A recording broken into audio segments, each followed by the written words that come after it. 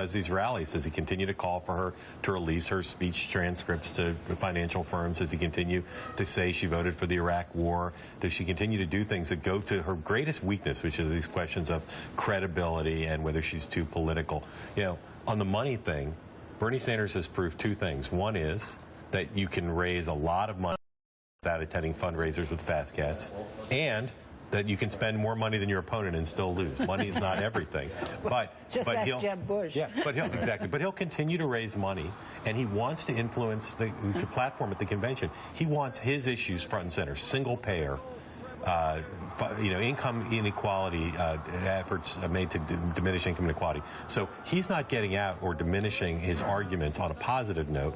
Will he ratchet back? They say no on the negative rhetoric. We'll see. And it's having an effect, Mike. I mean, you know, the way that her negatives are going up, up, up as a result of this. Yeah, and you know, anybody's negatives are going to go up in this day and age with Twitter and all that stuff, and they're constantly after you. But is there any level of concern within the Sanders campaign that if he continues his it's not an attack. I don't really get this question. Go ahead. I know what you're going to ask. His campaign against Hillary Clinton's credibility or her background, Wall Street, the whole thing, that it, in a funny way, diminishes Sanders himself?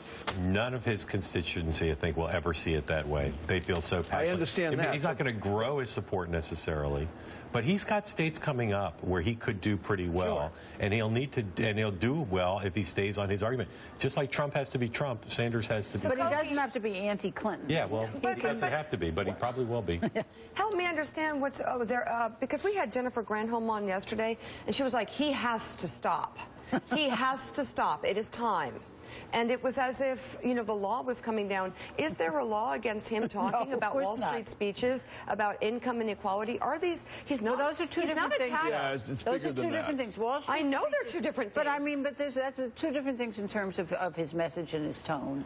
Because if he talks about income inequality and he talks about the system and all of that and his policies, that's one thing. And energize people, and I think it's good for him and good for the party. If he talks about Wall Street speeches and he talks about not giving the whole truth and all of that, that's another thing, because that's running her down when she's likely to be the nominee, and that hurts her and the party. You think? Well, I think it would be helpful to the Democratic Party if he stopped.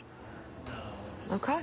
That was my answer. You know, that was what I don't understand why he can't stay in the game. He can stay in the game, absolutely. It's as Mark, I guess, said, it's how he stays in the game. If he stays in the game talking about his issues, great. If he stays in the game talking about how awful she is, that's very bad, not only for her, but for Democratic House and Senate members.